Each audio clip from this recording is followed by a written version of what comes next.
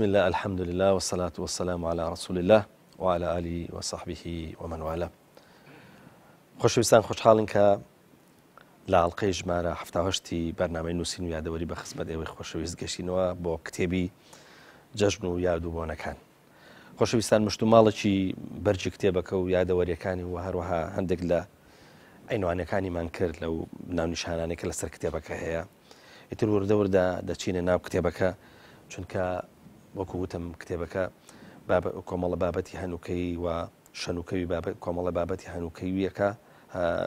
هەنووکەیەکات کە بە تەئکید بۆ ئێستا بۆ هەمومان زەڕورە و ئەو معلوماتێک کە لە کتێبەکە هەیە بە تەئکید زانیاری زۆر گشتی و باشنەوار بە ڕێزێکیش دەوێت جگەر لە بەرنامەکە بتوانێت بابەتەکان زیاتر باوا بڵێن بەشێوە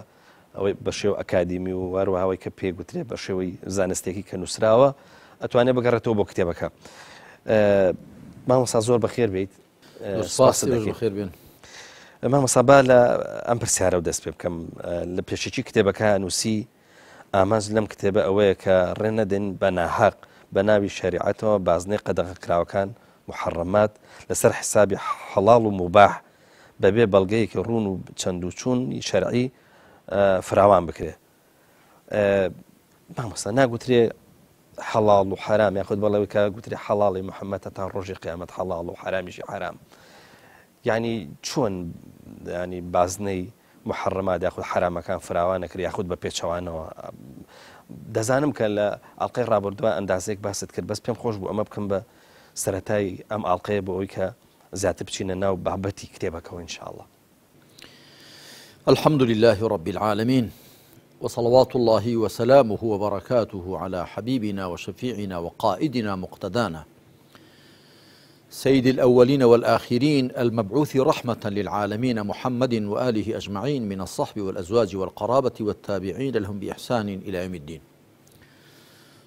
كاك بيوند أويك لبيشكي كتابة كذا قلتوما من آمانجي سرشيم لنسين كتابة كذا ئەوە کە بەناحەق بازنەی قەدەغەکراوان فراوان نەکرێت لەسەر حیسابی بەڕەواداندراوان.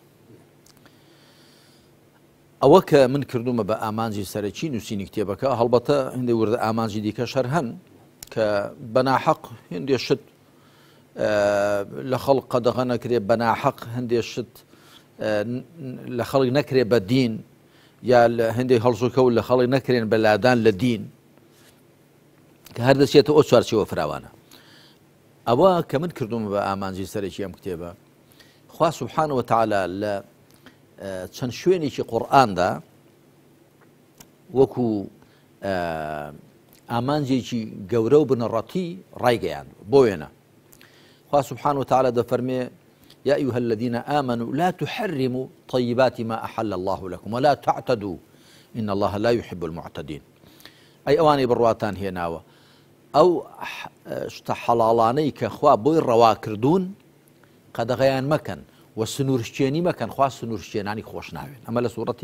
المائدة دا ك لهوي هات نخواري أم آية مباركة دا وكم لبرجي شواري تفسيري قرآني برجو بيزدا باسم كدو بالتفصيل هاتووە کە کۆمەڵێک لە هاوڵان ڕۆژێک لە جەنجێک دەگەڕێنەوە لە سەفەرێک دەگەڕێنەوە بەلای مێرگ و مێرغوزار و کانوی کاناوێکدا ڕەت دەبن لەوێلا دەدەن پشوێک دەدەن دوایی دەڵێن وەڵاهی ئێرە شوێنێکی خۆشە چ دەڵێن کە ئێمە هەر لێرە بین واز لە ماڵ و حاڵ و ژیانی دنیا بێنین و لێرە زاهیدانە خۆمان ژیان بەرینە سەر وەکو ڕەبەرەکانی نەسڕانیان. هەتا یەکێکیان یاخۆ هەندێکیان بیر دەکەن و دەڵ خۆشمان بخەسێنین بۆ پێویستیشمان بە ئافرەت نەبێ.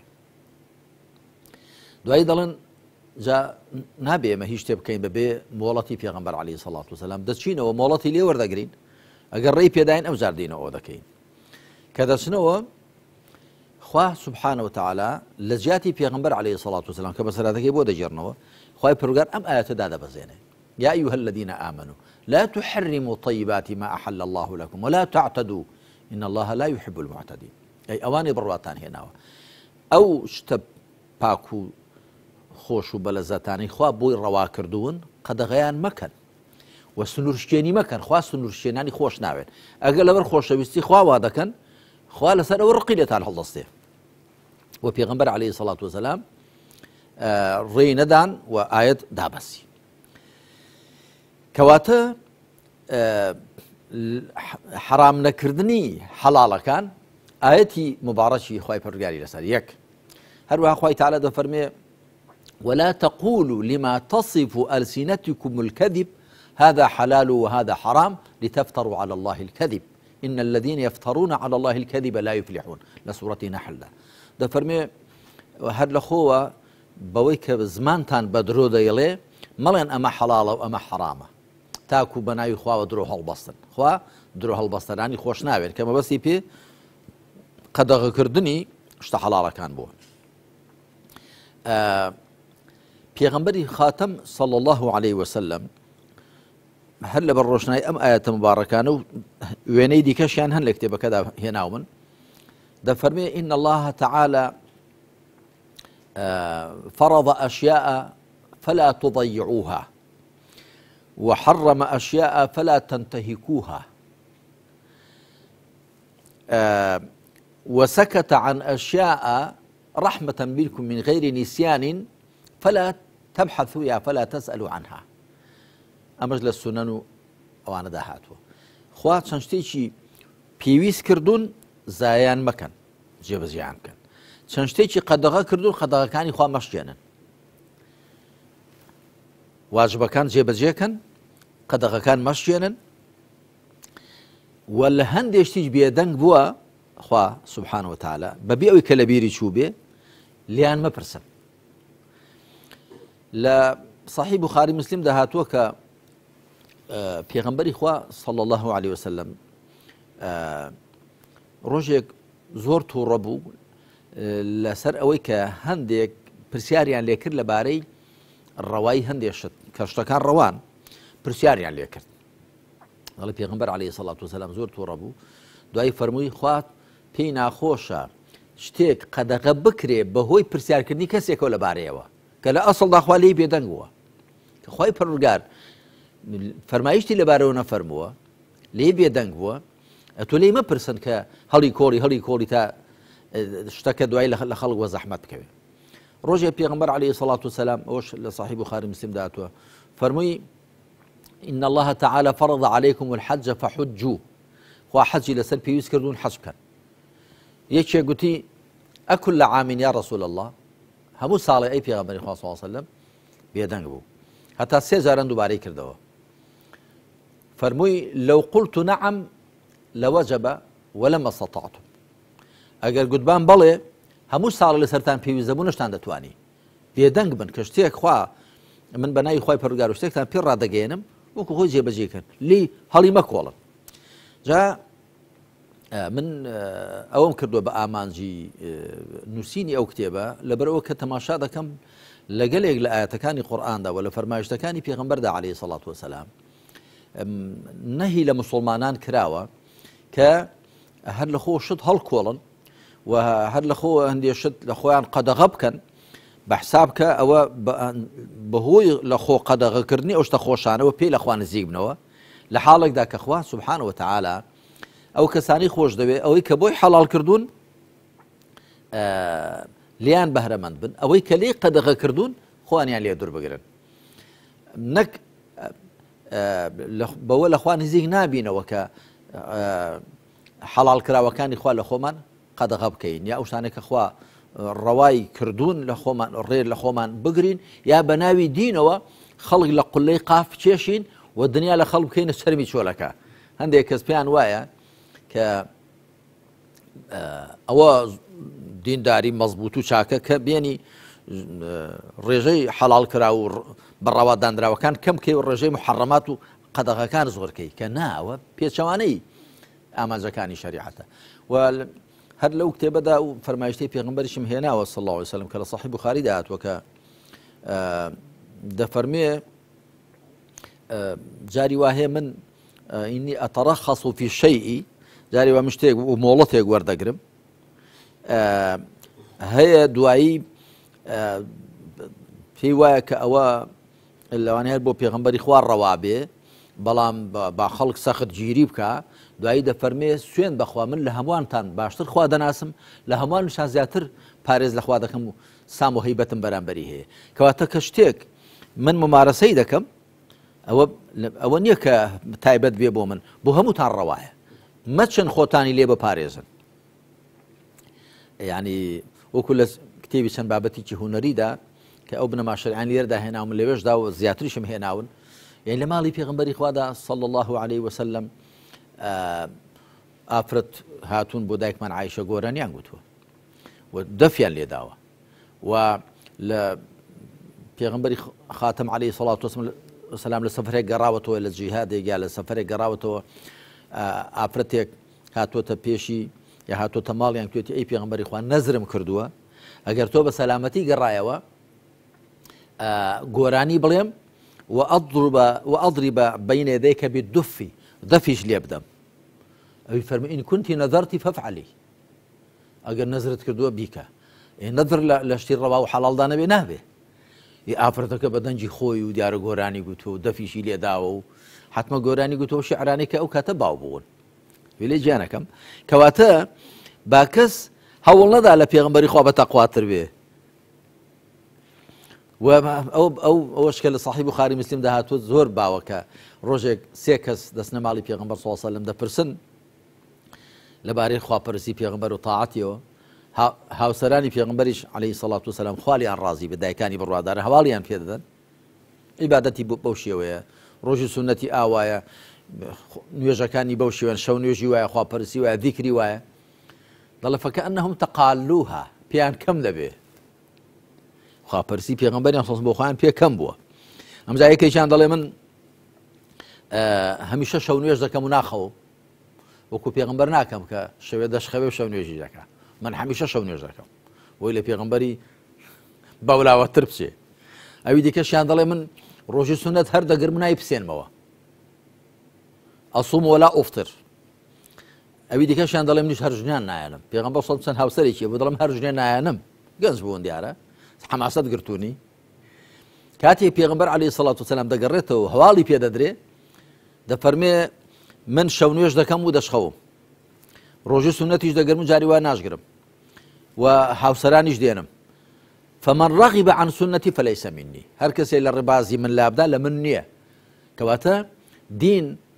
وكو بيغمبر إخوة عليه الصلاة والسلام دين داري كردو دبي نليت يا فرينين هوليش دا نلي بزجي بمعني أباتيش كسي وكو بيغمبر إخوة صلى الله عليه وسلم بوناكري بەڵام ئەوانە بەحسابی خۆیان گوتویان ئەمە لەو شتانەدا لە پێغەمبەری خوا تێدەپەڕێنی هەمیشە دینداری کاک پەیوەند کە لە بوارێک و دوو بوارەدا تێدەپەڕێنی لە بوارەکانی دیکەدا بەجێ دەمێنی چونکە ئینسان تواناکەی سنووردارە بەڵام دینداری بە هاوسەنجەکەیەوە جوانە بە هاوسەنجەکەیەوە إن لربك عليك حقا وإن لبدنك عليك حقا وإن لأهلك عليك حقا وإن لزورك عليك حقا فأعطي كل ذي حق حقه وكل صاحب خالداته حقي پروردگار لسره حقي جسش لسره حقي مالو خزانه لسره حقي میوانش لسره هر خوان ما في خوي بيبدا نق ما فيها ما خرك بيدي بخوي تعالى خوي تعالى بخوي وايدانا وكا اتوبو شي بشي ما فيه مو خوان ما فكان بدي بله ما مصاغر سيري كتابك كاين وروكي هاوچشيك لبيني شرع ولبيني خلقه قسكي اما لسر اويا باب زانين ئەو داکۆچی کە لێرە لە کتێبەکە ئەکرێ جەناب داکۆچی لە شەرعەکەی یاخود داکۆچی مەبەستمان لە شەرع واتە ئەو ڕاستەڕێی کە شەرعەچێتە ناو خەڵک یاخود دیفاع لە خەڵکەکەی بۆ ئەوەی کە جەژن و بۆنە و خۆشیەکانیان لێ تێک نەچێ قسەکەمان لەسەر ئەو هاوچێشەیە ئەم داکۆچی تۆ لە خەڵکە یاخود لە شەرعە وەڵا لە هەردووشیانە جوانە چاوەکەی چاوم یعنی ئەوە مەرج نییە من ئاچار بین يا دفاع للشرع بكين ظلم لخلقي بكين يا دفاع لخلقي بكين ظلم للشرع كين شرع بوشي هاتوا إنا أنزلنا عليك الكتاب للناس بالحق لسورة زمردة هذا فرمي أي محمد صلى الله عليه وآله وسلم إيه مكتب من دا بزاندوا بو خلق بو سرتو بو خلق بحق كتاب بو خلق هاتوا شريعات بو هاتوا جاني خلق ريخا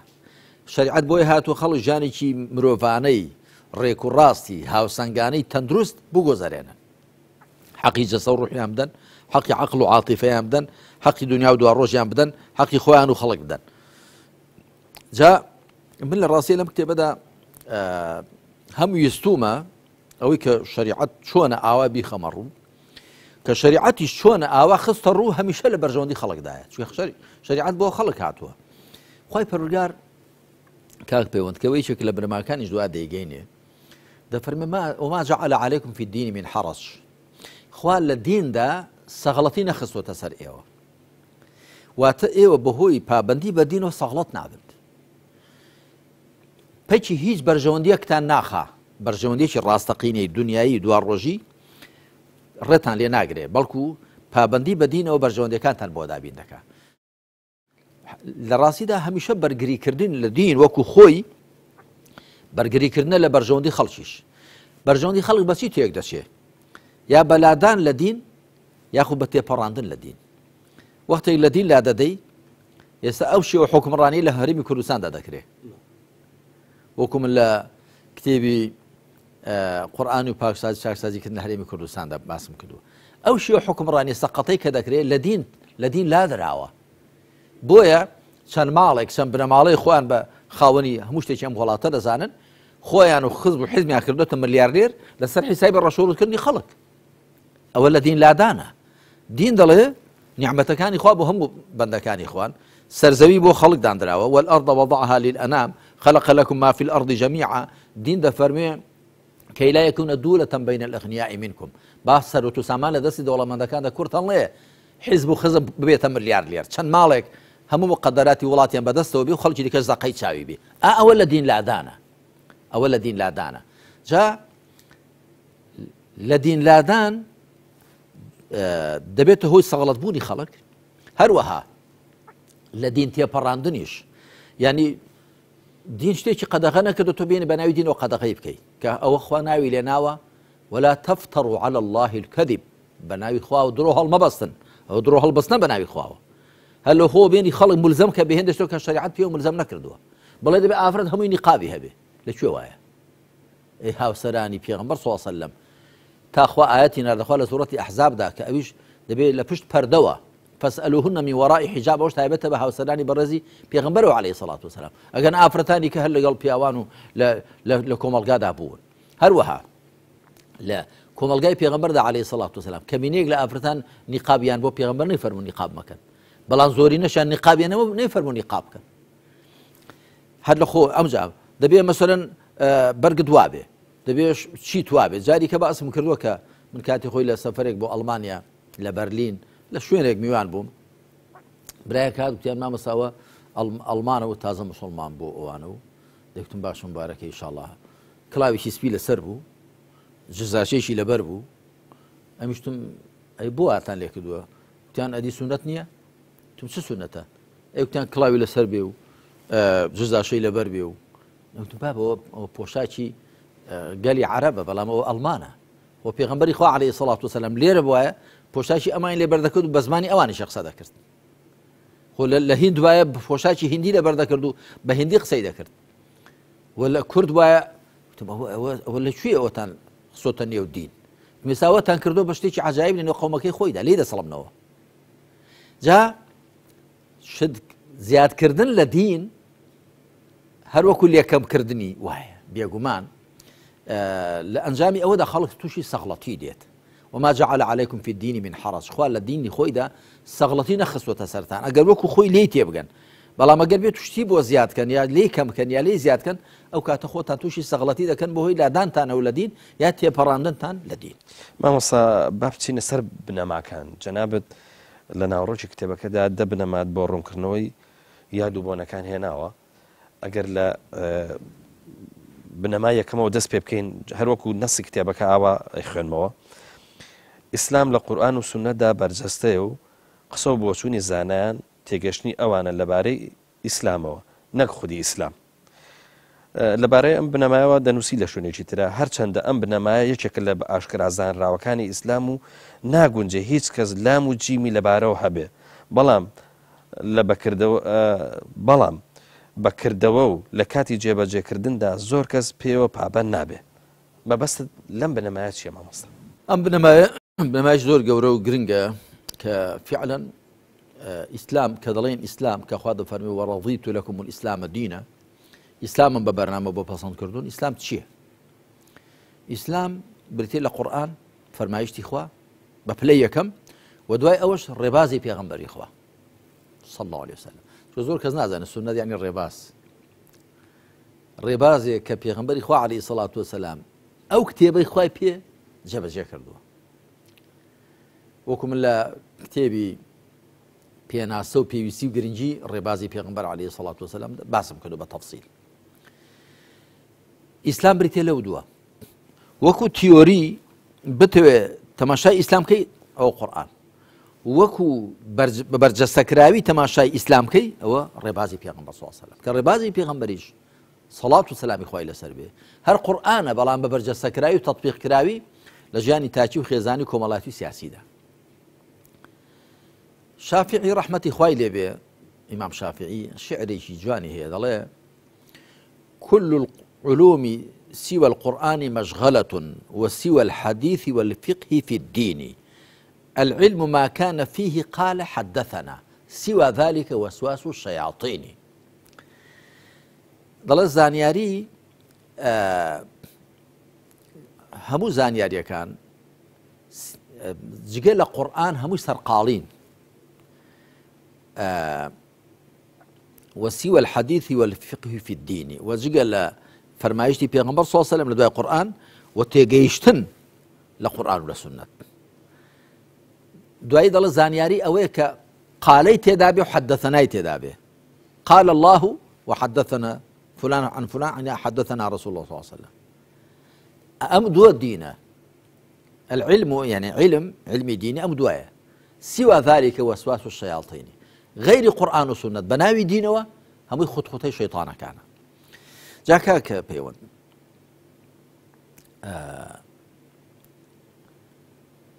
أما كدين إسلام لقرآن وسنة دا برجسته ولا ودوانا دا كرت هلاتوا أما زور قورية زور قرنجة چونكە تەماشای لادانی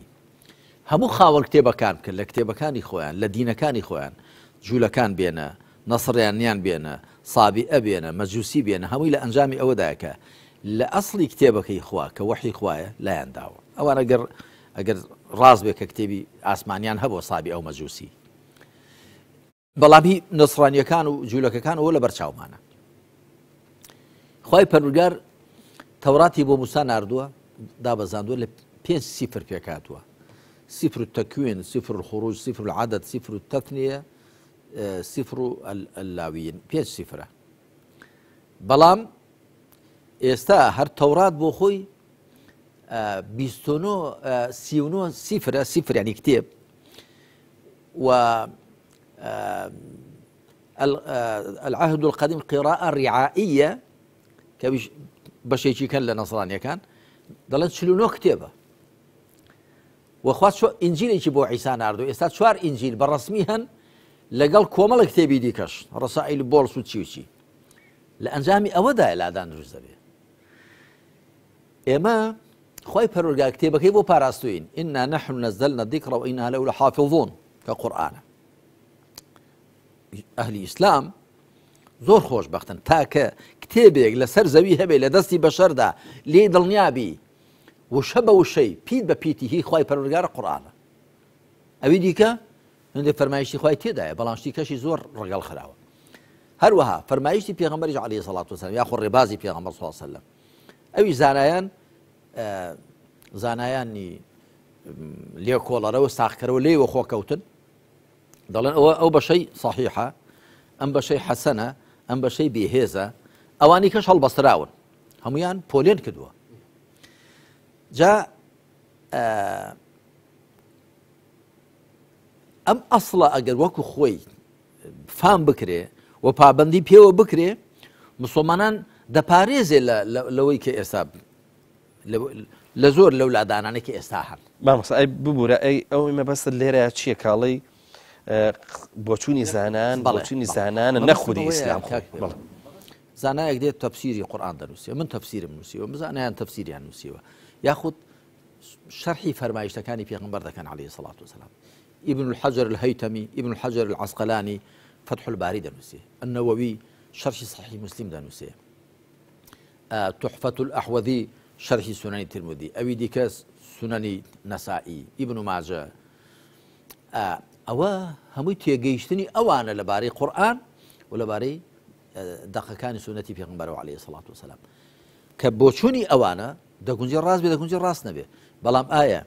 بۆ ئاەتی قورئان و بۆ دەقی سنەت ئەگەری ڕاستبوون و ڕاست نەبوون هەیە؟ نەخێر.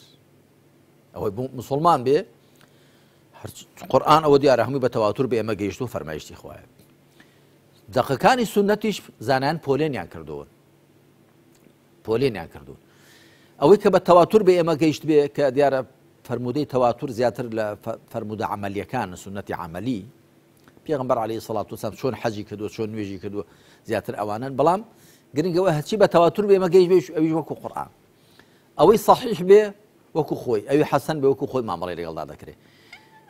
بەڵام قسەی زانایان لێکدانەوە و ڕوونکردنەوەی زانایان بۆچوونی ئەوانە دەگونجێ پێکابیان دەگونجێ نەیان پێکابێ. ئەوە بێگومان دەبێت ئاوا مامەڵە بکرێت. بۆیە زانایان بچینەیەکیان داناوە دەڵێن ئەقوال العولەماء يستدل لها ولا يستدل بها. قسەی زانایان بەڵگەی لەسەر دەهێنرێتەوە، بە بەڵگە ناهێنرێتەوە. دەبێت دەڵێ فڵان زانا کوێتی ئەو شتە حەڵاڵە ئەو شتە حەرامە ئەو شتە وایە ئەو شتە وانییە، دەڵێن بەڵگەی چییە؟ قسەی زانایان بەڵگەی لەسەر دەهێنرێتەوە. پشت ئەستور دەکرێت بە بەڵگە، بە بەڵگە ناهێنرێتەوە. ناڵە وڵا فڵان شتە حەڵاڵە بۆ فڵان زاناوای گوتو نا، چونکە حەڵاڵ و حەرامدانان عایدی خوای پەروەردگارە. واجبکردنی شتێک قەدەغەکردنی شتێک ئەوە تەنیا مافی خوایە سبحانه وتعالى. پێغمبەر دەفەرمێ عليه الصلاة والسلام ما أحله الله في كتابه فهو حلال وما حرمه فهو حرام. لصحيح فرمودەی صحیحە. هەر شتێک خوا لە کتێبی خۆیدا حەڵاڵی کردووە حەڵاڵە، هەر شتێک کە قەدەغەی کردووە قەدەغەیە. ئەمما تەنانەت پێغمبەریش سەڵات و سەلامی خوای لەسەر بێت بەبێ مۆڵەتی خوا هیچ شتێکی قەدەغە و هیچ شتێکی ڕەوا نەکردووە. یعنی زانایان دەڵێن خوا لە خواردنە قەدەغەکان چواری بەیان کردوون حرم عليكم الميتة والدم ولحم الخنزير وما أهل به لغير الله. خوا لێی قەدەغە کردوون مردار، خوێن، گۆشتی بەراست و بۆ غەیری خوا سەربڕاو. ئیمام مالیک دەڵێ بەس ئەو چوارە قەدەغەن، مەگەر شتێکی دیکە لە ڕووی تەندروستیەوە لە ڕووی پزیشکیەوە سابت بێ کە زیان بەخشە گەنا هیچ قەدەغە نییە. ڕایەکی وا هەیە، من لە کتێبی لە تەفسیری سوورەتی ئەنعامدا بە تەفسیل لەبارەوە قسەم کردووە. بەڵام ئەدی ئەو فەرمایشتانی پێغمبەر عليه الصلاة والسلام إن الله تعالى حرم كل ذي ناب من السباع وكل ذي مخلب من الطير. خوا هەموو خاوەن کەڵبەیەکی لە دڕندان و هەموو خاوەن چڕنووکێکی لە باڵندان قەدەغە کردووە. هەروەها حرم أكل لحوم الحمر الأهلية، خواردنی گۆشتی کەری ماڵی قەدەغە کراوە. ئەمە چۆنە؟ زانایان دەڵێن ئەمە پێغمبەری خاتەم صلى الله عليه وسلم هەر لە بەڕۆژنایی ئەو ئاەتە مبارەکانی قورئانە بەتایبەت ئاەتی ژمارە 157 کە دەفەرمێ يحل لهم الطيبات ويحرم عليهم الخبائث. شتە بەلەزەت و خۆشەکانیان بۆ حەڵاڵ دەکات، شتە پیس و زیان بەخشەکانی قەدەغە دەکات. ئەمانە شتی پیس و زیان بەخشن. پێغمبەر صلی الله علیه و سلم دیاری کردوون. ئەگەر شتی دیکەی پیس و زیان بەخشش هەبێ وەکو ئەوانیش هەمان حکمیان بەسەردادێت. مامۆستا بابەتێکی تر کە لێرە بێتەوە دێتە پێشەوە بابەتی تەعەسسوبە، دەمارگیریە بە جۆرە لە جۆرەکان. ینی جارێ وا هەیە دەمارگیریەکە تەنها بۆ مەسەلەن پەیوەندی بە مەسابێکی دیاریکراوەوە نییە. مەسەلەن بۆ نمونە ئێستا لە ڕەنگە لەسەر نێتهێنانی نوێژ کە بە جەهری بیهێنی دیاخۆت هەر لە دڵی خۆت هەبێت ڕاوانێت دەیان کتێب نووسرابێ لە مەسەبە جیاوازەکانە. بەڵام ئێستا تەعەسسوبێکی تر هەیە بە ناوی ئەوەیە کە ڕاستەوخۆ هەڵێنجان نەکرا لە قورئان و لە سوننە، یعنی ئیسباتەکە ڕێی زۆر عەجیب و غەریب بێتە پێشەوە، خەڵکیش پابەند دەکا. یعنی بە ناوی ئەوەوە کە ئەمە خۆی ئەتوانێت لە قورئان و لە سوننەت ئیستیمبات بکە و هەروەها بتوانێت هەڵێنجێ و خەڵکیش پابند بکە یعنی کە قسەکە لەسەر تەعەسوبە ئایا تەعەسوب هەر بۆ مەزهب هەیە یاخود تەعەسوب لە ڕوانگەیەکی تریشەوە هەیە وەکو مەسەلەن بۆن منە زۆر جارە گوترێ وەڵام ئەمە دروست نییە لە بۆ ئەم مەسەبە دیاری کراوە کە تەعەسوب بۆ بکرێ دەماگیری بۆ بکرێ ئەی باشە ئەوانەی کە ببێ سەرچاوە تەعەسوبەکەن ئەوانەی کە مەسەلەن بۆن منە پابەت دەبن بە ڕێی یەک کەسەوە ڕەنگە کەسەکە مەسەلەن بۆن منە ئەوەندە شارەزایی نەبێ یعنی ئەم جۆری تەعەسوبە چییە مامۆستا دەمارگیری کە بە کوردی ئێمە تەعەسوبی بۆ بەکاردێنین دەمارگیری و سەختگیری و داخراوی و دۆگمایی بە زۆری لە نەزانیەوە سەرچاوە دەگرێت من بە ئەزمموی خۆم بۆم دەرکەوتووە ئینسان تا ئاسۆی بیر و هۆشی فراوانتر بێ بە زانیاری زیاتر بێ دەمارگیری کەمترە دەمارگیری بۆ بیر و ڕاو بۆچوونەکان لەڵبەتە ئەگەر ئێمە وەحی خوای پەروەردگار هەر ئەوە بەڕاست دەزانین هەر شتێک لەگەڵ وەحی تێبگیرێ هەڵەیە و ئەوە پێشی ناگوترێت تەعەسوب چونکە بۆ ئێمە بە بەڵگەی یەقینی زگماچی و عەقڵی و شەرعی بۆمان دەرکەوتۆ کە وەحی خوا غەل و غەشی تێدانێ و هەڵە و پەڵەی تێدانیە غەیری وەحی کە وەحی لە قورئان و ڕێبازی پێغەمبەر دەسەڵسەلام بەرجەستەیە دیارە سونەت بە پەلەی خۆی قورئانیش بە پەلەی خۆی غەیری وەحی بۆ هەر ڕایەک مرۆڤ پێوە چەسب بێت بەڵێ هەر ئەوە حەقا ئەوە لە ڕاستەیە لە نەزانیەوە بە زۆری لە نەزانیەوە و لە ئاسۆی بیر نزمیەوە سەرچاوە دەگرێت ئەمە زۆر جارە وێنەیەم هێناوەتەوە کە ئەگەر کەسێک بۆ وێنە کە دەچێت بۆ سلێمانی تەنیا بەڕێی کۆیەدا پێ بزانێ دەڵێ هەر بێرەدا دەچی بۆ سلێمانی بەڵام ئەگە بزانێ نەخێ بەڕێی کەرکووشیشدا دەچێ و بەڕێی کەشدا دەچێ و بەولاشدا دەچێ و ئەو بۆ وێنە بەڕێی سماقوڵیشدا دەچێ و بەڕێی کەلکەسماقیشدا دەچێ و بە شوێنی کەشدا دەچێ ئەو کاتە دەڵێ کاکە ڕێ هەر ئەو ڕێیە نییە بێژدا هەیە بێژدا هەیە هەروەها هاوکێشەیەکی جەبر و هەندەسی یا ماتماتیکی کە حەل دەکرێت ئەگەر کەسێک تەنیا یەک شێواز یەک ڕێباز بزانێ بۆ حەلکردنی ئەو هاوکێشەیە دەڵ هەر ئەوە ڕێ بەڵام ئەگەر کەسێک بزانێ نەخی ڕێی دیکەش هەن شێوە چارەسەری دیکەش هەن ئەو کاتە بەو ڕێوە ناچەسپێ بەو شێوازیان و ناچەسپێ من بە زۆری لە ژیانی خۆمدا بینیومە بە زۆری ئەوانەی زۆر دەمارگیرن زۆر دۆکما و داخراون ئەوانن کە زانیاریان کەمە بۆ وێنە کەسێک کە لە مەسەلەی بۆ وێنە دەستگرتن دەڵێ دەبێتە سەر ئاوا بگیرێ هەر ئەوە سونەتە ئەوە زانیاریەکەی کەمە یعنی ئوتیە من قیبەل الجەهل بەهۆی نەزانی خۆیەوە زەفەری پێبراوە ئەگەر ناکە تۆ تەماشای دەقەکانی سونەت دەکەی ئیمام مالیک کە دەڵێ نەخێر دەبێت لە خوار لەسەر ناوک دەست بگری شافعی کە دەڵێ لە پشت ناوک ئەبوو حەنیفە کە دەڵێ لە خوار ناوک هەمووی بەڵگەی خۆی هەیە ئیمام مالیک دوو ڕای هەیە ڕایەکی هەیە هەدەست نەگری ئەوە هەمووی بەڵگەی خۆی هەیە هەروەها مەسەلەی جوڵانی پەنجە لە تەحیات یانە جوڵاندنی هەروەها دوعاکانی ئیستیفتاح دوعاکانی ڕوکوع و سەجدە شێوەکانی تەحیات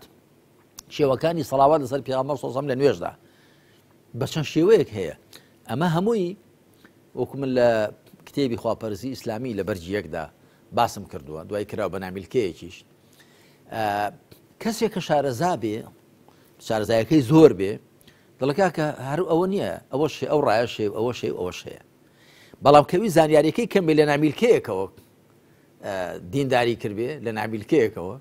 نەک لە بەحری شەریعەتەوە لە نامیلکەیەکەوە لە بۆچوونێکەوە بەو ڕایەوە دەچەسبێ ئەوەی کە جەنابەت ئاماژەت پێدا کە دەمارگیری مەرجە تەنیا دەمارگیری مەزهەبی بێت بەڵکو دەمارگیری شەخصی ئێستا زیاترە و دەمارگیری شەخصی خراپترن جاخۆ دەمارگیری مەزهەبی بۆ وێنە ئەگەر کەسێک دەڵکا کە من بەدوای ئەبوو حەنیفە دەکەم ڕەحمەتی خوای لێبێ هەرچی گوتوێت ئەوی دیکە مالیک ئەوی دیکە شافعی ئەحمەد جعفەری صادق زەید یاخود ئەوەی ئیباڵتیەکان یاخود هی ظاهریەکان داودی ظاهری یا ئیبن حەزمی ظاهری ئەوان هەشت مەزهبی مودەوەنن نووسراون ئێمە پێمان وە هەر چوارن بەڵام خۆ ئێستا هەشت مەزهبی مودەوەن هەن چواریان ئەبوو حەنیفە و مالیک و شافعی و ئەحمەد چوارەکەی دیکەش مەزهبی زەیدی کە لە یەمەن هەن زەیدیەکان هەروەها مەزهبی ئیباضی کە لە عومان و ئەوانە هەن کاتەخۆی خەواریج بوون و مەزهبی جعفەریش کە شیعی 12 ئیمامی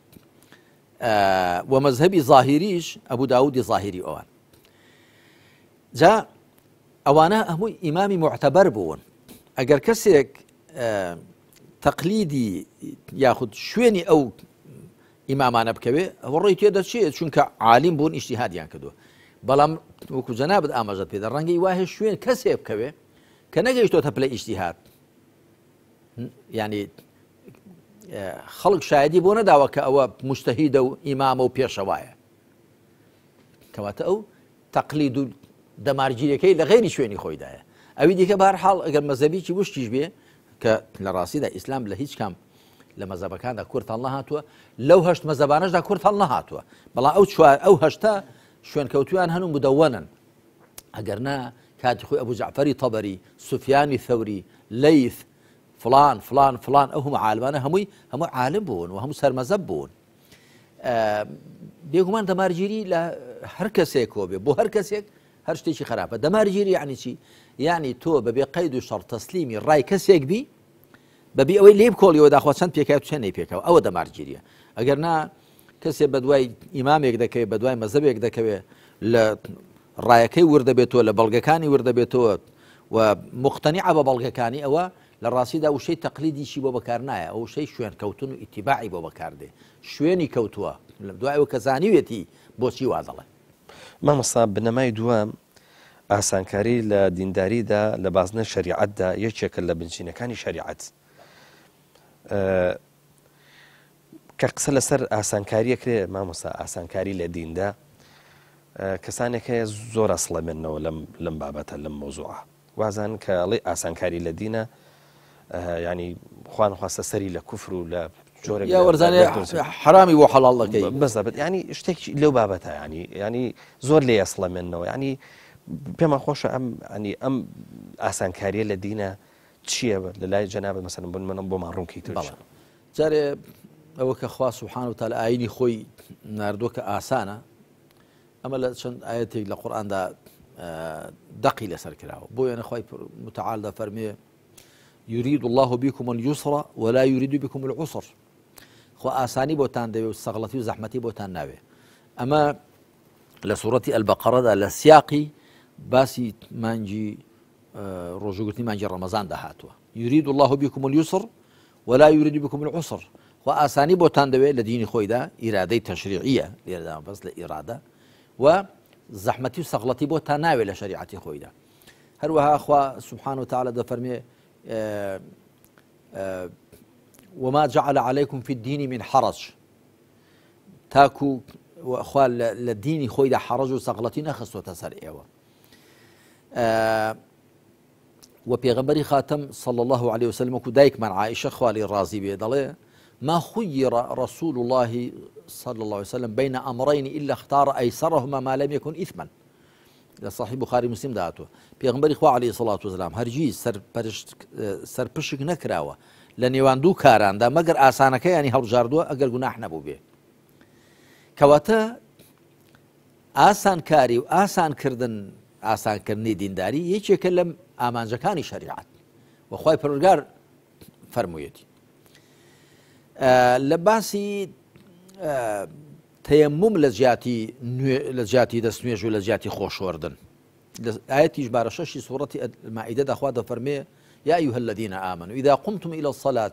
فاغسلوا وجوهكم وأيديكم إلى المرافق وامسحوا برؤوسكم وأرجلكم إلى الكعبين وإن كنتم جنبا فاطهروا وإن كنتم مرضى أو على سفر أو جاء أحد منكم الغائط أو لامستم النساء فتيمموا صعيدا طيبا فامسحوا بوجوهكم وأيديكم منه ما يريد الله ليجعل عليكم من حرج ولكن يريد ليطهركم وليتم نعمته عليكم لعلكم تشكرون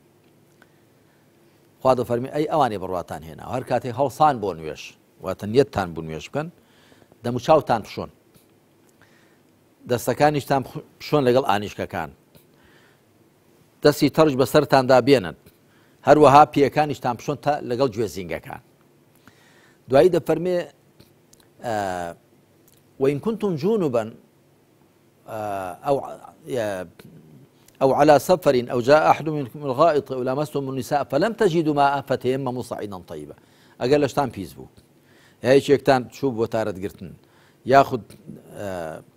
لقل هاوسران تان جود بوبون لياخد لسفر بون أو تان تشنگ نكود أو تان بوشي تشنگ نكود شبو دسميش شبو خوشوردن فتيمموا صعيدا طيبا روبكنا روي پاچی زەوی ئاەتەکە دەفەرمی ڕووی پاچی زەوی بەڵام دوایی هەندێک لە مەزهبەکان دەڵێن تورابون طاهر له غبار گڵێک پاک بێ و تۆزیشی هەبێ باشە ئاەتەکە دەفەرمی ڕووی پاچی زەوی لەو شوێنانەی کە بەستەڵەکە هەمووی لەو کاتانەدا کە دنیا بەفردای دەپۆشێت لەو شوێنانە کە هەموو دنیا دەبێتە قوڕ هەمووی دەبێتە سەوزەجیا لەو شوێنانی کە شاخ و داخ هەموو چەولم و زیخە ئاەتەکە هەمووی دەگرێتەوە هەموو ڕووی زەوی مادام پاکە دەستی پێدا بێنە و تێمووی خۆت دەکەی بەڵام بە پێی ئەوە کە گڵێکی پاک کە تۆزی لێ هەڵسێ لەکوێ لەو بەستەڵەکانت چۆنی هەڵدەقەنی دەگاتە لە هەندێک شوێن گڵەکە هەڵەگرنەکەینە توورەکەەوە دوای ئاها بەکاری ئەوە حەڕەجە ئەوە سەغڵەتکردنە ئەمجا کابرا جاروە لێی دەقەومی ئەسڵەن گڵی چیت لە بیری نابێت بۆی ناکرێت ناینجەگە خۆی بەرێ بەهەرحاڵ بەپێی ئاەتەکە زانایان دەڵێن سەعید وەجه الأرض ڕووی زەوی شاخە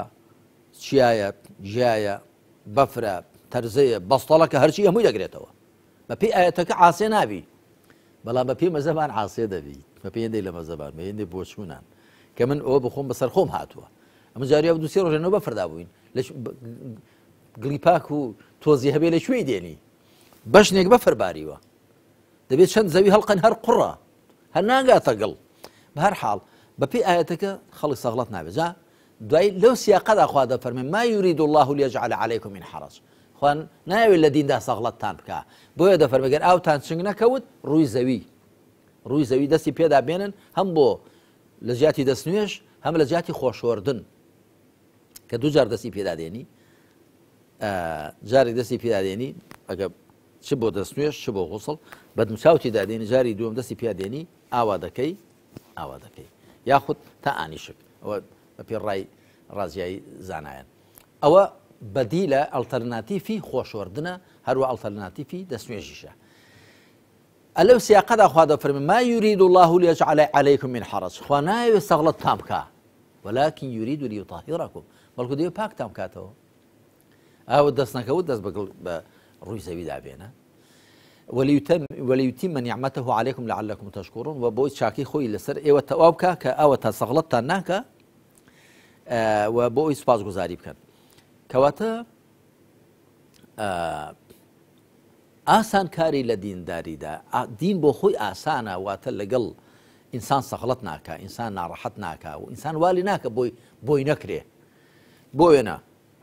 جا ئەوە ئاسانکاری لە دینداریدا لە زۆر بواردا هەیە بۆ وێنە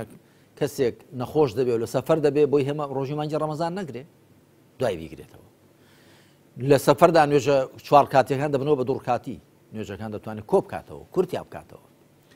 هەروەها لە کاتی ترسدا شێوەی نوێژ دەگۆڕێ لە دوڕکاتیەوە دەبێت و یەکڕکاتی و زۆر شتی دیکە لە کاتی سەغڵەتی و تێگیراندا شەریعەت ئاسانکاری کردووە ئاسانکاری ئەوەیە کە تۆ عاسێ نەبی ینی گرفتار نەبی بەڵام ئەوە جیایە لە حرامکردنی حەڵال بۆ خەڵک هەرچەند جاری واشەیە لە کاتی تێگیراندا حرامیش حەڵال دەبێ الضرورات تبيح المحظورات ناچاریەکان حرامەکان ڕەوا دەکەن یعنی خوای پروردگار دەفەرمێ لە باسی حرامی ئەو چوارشتە إنما حرم عليكم الميتة والدم ولحم الخنزير وما أهل به لغير الله فمن اضطر غير باغ ولا عاد فلا إثم عليه كسيك تيجيرا غير باغ ولا عاد ما بس نبي بأرزو بخوا تيش نبرن إلى أندازي كبتشي لسري كوتوا فلا إثم عليه أو شوارانش وتقولش براز ومردار وخوينو بو غير خوا صار براوش ليان بخوا البوي كبيل مرق درباز بي نكهر رواية بلكو علماء ضلن ئەگەر نەخواوت بمرێ گوناهبار دەبێ چکە خۆی تەعالە مۆڵەتی داوە کەواتە ئەو ئەمە بەس لە چوارچێوەی شەریعەتدا ئاسانکاریەکە هەیە نەک لە شەریعەت بچێ دەرێ ئەوە بێگومان ئەو کاتە ئاسانکاری نیە وەلادانە لە شەریعەت و دەرچوونە لە سنووری شەریعەت. دەست خۆش بە مامۆستا زۆر جوان ئەم بابەتە ڕوون کردەوە. ئاڵلقەی ژمارە 78مان کۆتایی هات ئەگەر خوای گەورە ئینشاءڵڵا لەسەر خێر تەمەنی ئەمانەتمان پێ ببەخشێ ئینشاءڵڵا لە ئاڵلقەکانی داهاتوو تەفاسیلترە چینە بەڵە خۆشەویستان بەم شێوەیە گەشتینە کۆتایی ئەم ئاڵلقەیەشمان تاکو بە گەشتنەوەیشی دیکە هەمووتان بەخوای گەورە ئاسپێرین خواتان لەگەڵ.